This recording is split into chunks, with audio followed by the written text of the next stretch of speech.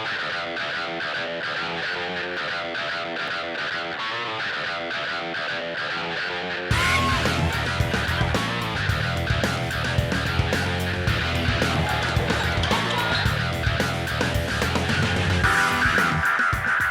is Johnson. Bang! Dominique Johnson. 1-0 pitch. She's going to drive it out to left center field. At the wall, and that is a home run. Holiday Cahill hits the third home run of the day for the Tigers, and that will be her 13th. Drops the bunt along the third base side. Policelli barehanded throw to third. Got him! Really cleanly starts up the four, launches it from midcourt, and makes it! Gives to Victor over the left side. 15, 10, 5, touchdown, Towson University Tigers!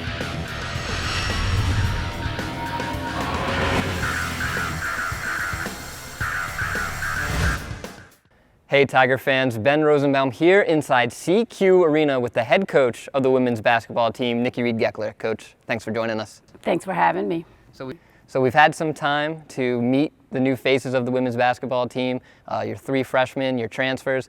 Let's start with the freshmen, AJ Timbers, Siani Martin, and Brittany Tarr. What about their game should we be excited about? The ability to get up and down the court. I think these young women are going to be able to add to that aspect of our game this year.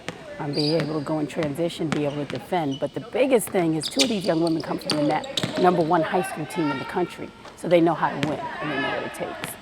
And then you have a group of transfers. Two of them will be able to be on the court, Raven and Rain Bankston, and then Maya Lee, who came to us from Old Dominion. She'll sit out this season. Talk about the Bankston twins and what we can expect from them.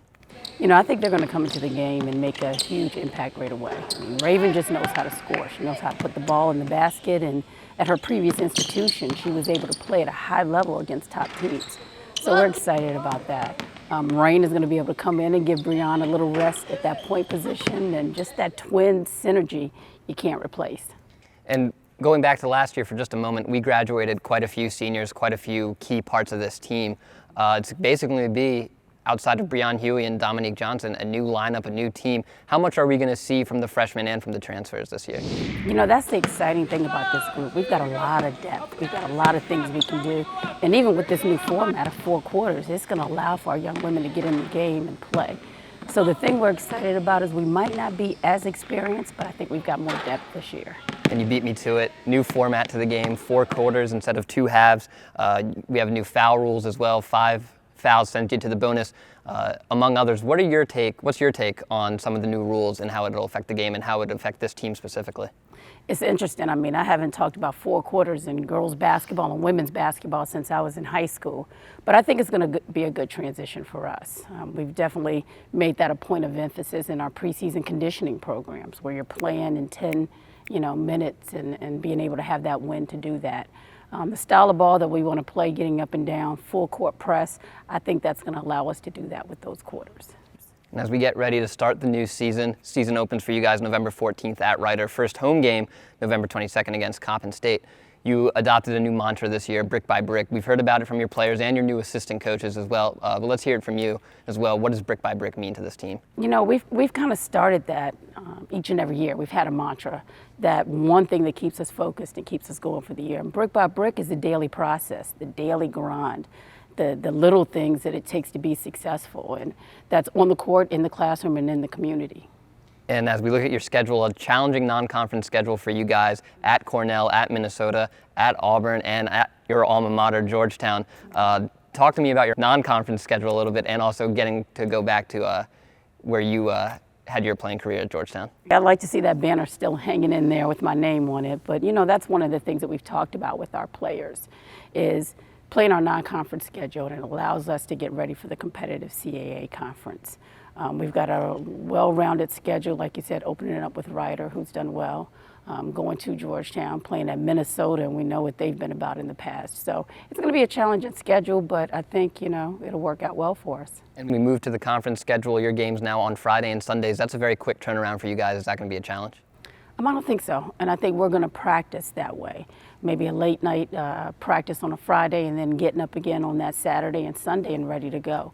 But it allows us to get focused and really work on what we need to work on during the week. So I actually like the format of the schedule. And diving a little deeper into the conference schedule, you have a stretch in there from January 15th to January 24th where you play Elon, Hofstra, Delaware, and JMU, and that's the Final Four from the CAA tournament. Talked about that stretch and how important it's going to be on your game for those 4 games. I mean, you've got to come out every night ready to play, and that is a tough stretch for us, but I think in this conference, anything can happen on any given night. But playing that level of basketball for 4 straight games, I think it just prepares us for postseason in the tournament. So we're excited about the challenge. And with such a young team and with senior leader Dominique Johnson, and you have some parts, Breon Huey, Shania Butler, Deja Thomas, what are your expectations for this season? You know, that's the exciting part about this time of the season right now is getting those young women ready. I think Dominique is that senior who's just ready to go, and every single game she wants to come out and prove herself. She's got to leave her footmark and her footprint on that particular game. So I think she's going to lead the squad in the right way. Deja Nia, there were so many signs of promise with her, with both of them this season. So we're looking forward to them coming in. And there's one name you didn't say, would be Markima. She was our defensive catalyst last year. I think we all still are on a high from that William & Mary game, and she'll come in and be an impact. But again, starting at the top and with that leader, it's that point guard, and I think Breon Huey has definitely taken on the challenge to step her game up on the defensive end more so this year. Coach, it's always a pleasure. Thanks for taking the time to talk to us today. Thank you for having me. Make sure you're here November 22nd when the Tigers open up their home court defense against Coppin State, a local rival here in Baltimore. For Niki Reid Geckeler, I'm Ben Rosenbaum for the Towson Sports Network. Go Tigers.